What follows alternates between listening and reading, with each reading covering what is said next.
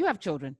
And so started watching this morning. I've been watching television all weekend. I'm just escaping and working and ruminating on things. And I was watching Jingle Jangle. Have you watched this Jingle Jangle on No, Netflix? no. Okay. So it's a Christmas story. Brother David Talbert and his wife Lynn, they were with their son. David says he was with his son watching Chitty Chitty Bang Bang. And he realized that his son wasn't into it.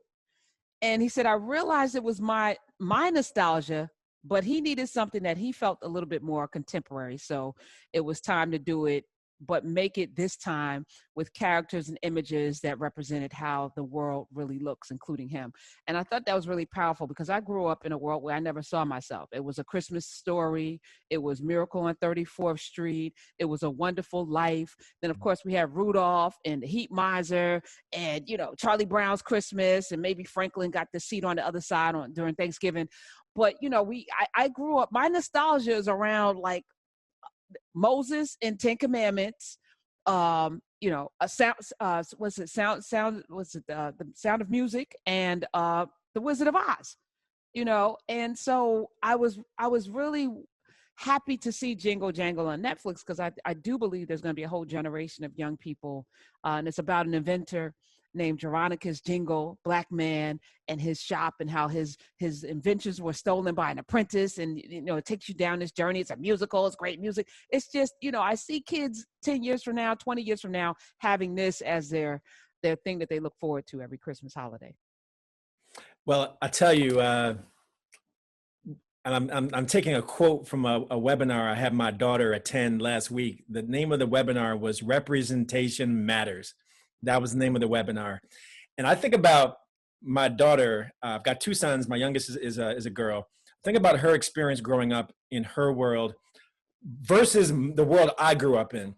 I mean, she had Princess Tiana in the Disney princess world. She had Doc McStuffins as an example of a little brown girl who's a doctor.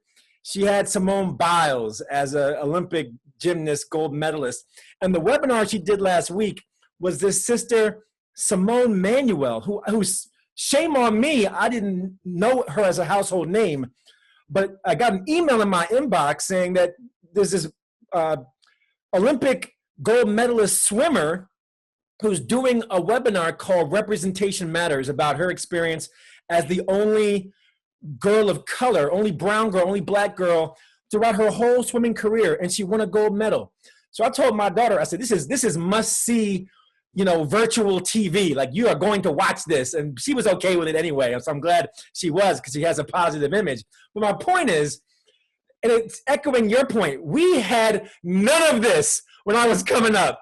All the examples I had on TV, in the movies, I mean, especially when I was young. I mean, Spike Lee changed the game when I got a little older in college. But when I was really young, please. Representation matters for us to see reflections of ourselves. If you want to be something, you got to see something. And so that's why I appreciate you, Karen Hunter, because not only are you able to reflect on your experience coming up, but now you're in the driver's seat, girlfriend. Like, you know, like you're part of the solution to the problem because you're an example too. Well, I think about this. How old are your children? 25, 20, and 13. You have a 25-year-old? You better go ahead with that black don't crack. Okay. Well, your 13-year-old, her president has always been Barack Obama until these last 4 years. So you think about Barack Obama, Sasha Malia, Mrs. Obama, Mrs. Robinson. For children in that age bracket, you know, from 0 to 15, their image of what a president is and what first lady is and how first children should behave and that connection were the Obamas for 8 years. And then we had this aberration for the last 4 years of this lack of civility. We saw a march, 100 MAGA hat wearing, 100 man, horrible men march on Washington. People were being stabbed. They were rioting, but I didn't see police out with rubber bullets on them. No. But you see a man that refuses to concede. Obviously, he lost. And it's almost like our kids are being feeded with a tale of two governments or tale of two countries, That's right. and that you saw 8 years of grace, intelligence, class, Excellence.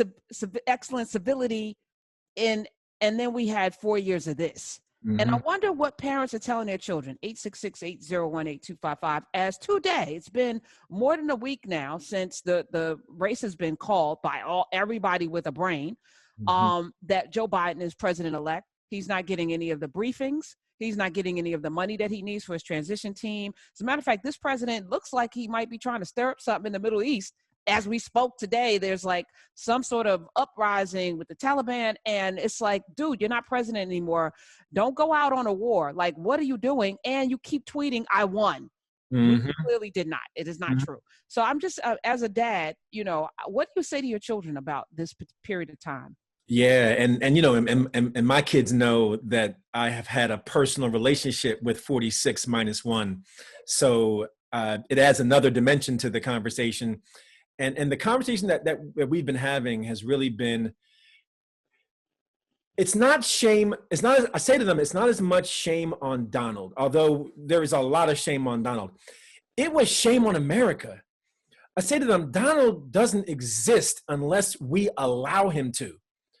And I'm trying to impress upon them the importance of our voices, our participation, our advocacy. And you'll remember, last time I came on your show, we talked about the letter I signed on to then candidate Biden, now President-elect Biden, saying he needed to make a Black woman his vice presidential running mate.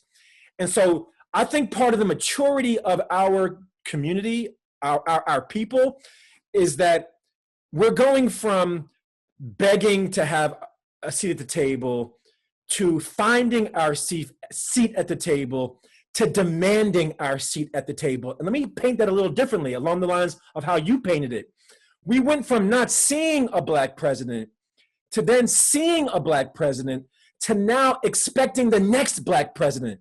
So it's a whole shift, to your point, from the last generation to our generation to the next generation, who takes for granted that they can be president, that takes for granted a brown girl can be vice president.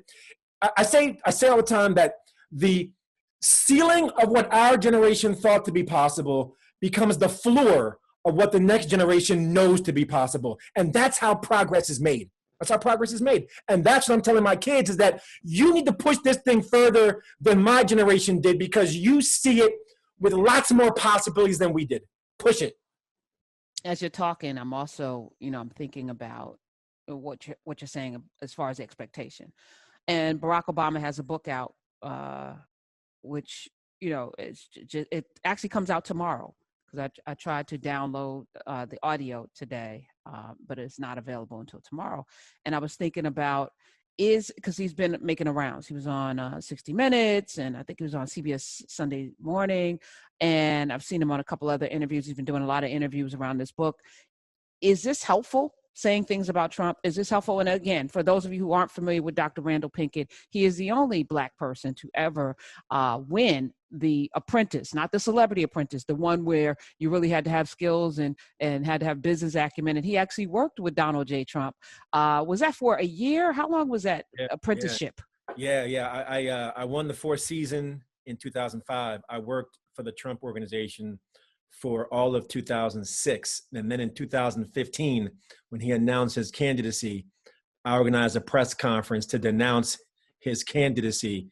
And what I said then is what we saw over the past 4 years. I said, this guy's trouble. And guess what? This guy's still trouble. So give us a little insight into that. Like, as you're watching him not do the graceful thing, right? But he wasn't graceful, because you work with him. You knew that he was, this person, like spoiled, petulant, not incurious, all of the things we see, which people were like, this is just shtick. Mm-hmm. This is always how he's, and I wonder, as a businessman, because Randal, you have presided over successful businesses, and I think the last 25 years, BCT Partners has been raging, right? It's been raging for a while. Mm-hmm. How is a person successful? Like, I struggled. Like, I'm glad you came out with that letter, But I feel like we have also had a culture of not holding people accountable. So we give people passes for their bad behavior, whether they're celebrities, which Donald Trump ostensibly is, or people that we just like. So we let them slide on certain things instead of holding them accountable. So the bar is so low. For, it's like, everyone cheats. Oh, everybody does that. Oh, everyone bullies. That's just the American way. Yeah. To the point now we have a sitting president who embodies all of the worst characteristics, and 71 million Americans, more Americans voted for him. 8 more million Americans voted for him this time than last time. Yeah. Answer to that, Randal Pinkett. Well, you make some great points, Karen. And, it is a trend in our society. Some might say American society. I would say it's a global phenomenon. It's a race to the bottom. And the bar continues to go lower and lower for what we as a society are going to accept. Now, here's where it gets interesting. Donald came in at exactly the right time to ride the wave of that race to the bottom.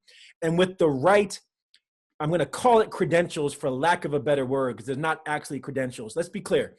We have grown into a society that increasingly values celebrity.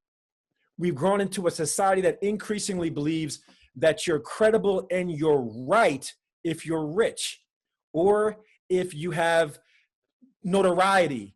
And so when this guy, 46 minus 1, comes off of The Apprentice, which I know to have been edited to make him look more successful than he actually was, and he brought that celebrity capital, that celebrity credibility, that in the eyes of kind of passive citizens of America, this guy looks successful, he must be right, he must be smart, and this disdain or this kind of distaste for establishment, like people don't want the politician who's telling you what they think you want to hear. And so he came in at just the right time with the right message for people who had been vilifying President Obama for 4 years and scapegoating immigrants for their jobs, Muslims for their security, people of color for taking over the country. I mean, take your pick. So you put Donald Trump in front of them, not only, to your point, does he end up winning the Electoral College, but sadly, and again, back to my kids' conversation, not shame on Donald, shame on America, he got more votes in 2020 than he did in 2016. Are you kidding me? Where are we going? That's not shame on Donald. That's shame on us. I have no idea where we're going.